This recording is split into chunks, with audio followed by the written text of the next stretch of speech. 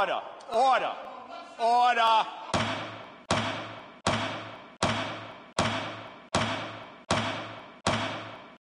What would stop somebody that wants to stack the cards in an election from registering 10 false names or 20 names? Well, first of all, that would be a crime. Second of all, even if you did that, Representative Trillo, even if you registered all of those people, you'd still have to vote them somehow. And we certainly hope that this is not going to be a loophole by unscrupulous individuals within the political system to have illegal aliens pad the voting. Can't we just go to town hall and register to vote? I mean, if you're that lazy, maybe you shouldn't vote. Just go to City Hall and go old school. How do you register to vote today? You don't have to go to the town hall. You can get an application, you can sign it, and you mail it in.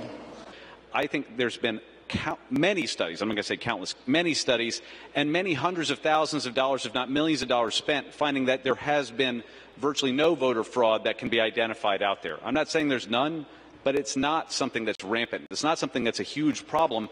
You're right. It is hard to find voter fraud at times and to prove it, but it does happen. It happened on absentee ballots in my race in 2014 and when I went back in 2012. And I can't prove it in a court of law, but I know it happened. So I don't want a bunch of fake registrations flooded in that people vote by absentees. That really troubles me. So it does happen. It's happened to me.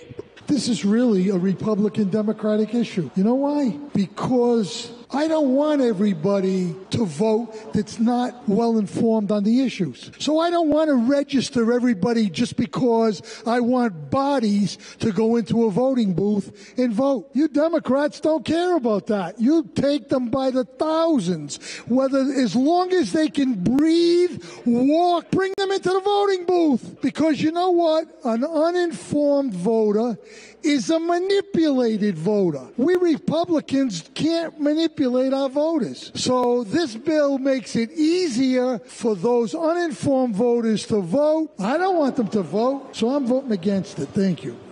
I guess the Republicans may be afraid of youth voting. This is obviously something that will enable anyone to... Hold on, Representative. What's your point of order, Representative? According to Rule 10A, she should not be, the good representative from Narragansett should not be using specific names to point out collective thoughts or positions. And in accusing the Republicans of anything by name is a violation of Rule 10A.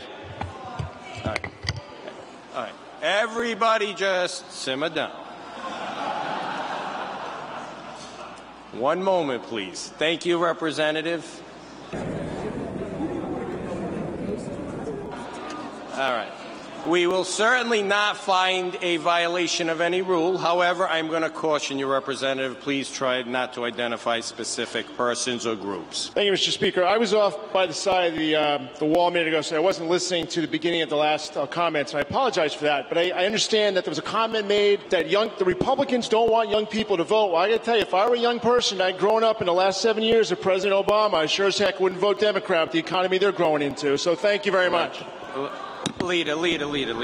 I asked everybody to stay. Okay, all right. So if someone else doesn't hear it and they snipe back, that's okay? All right.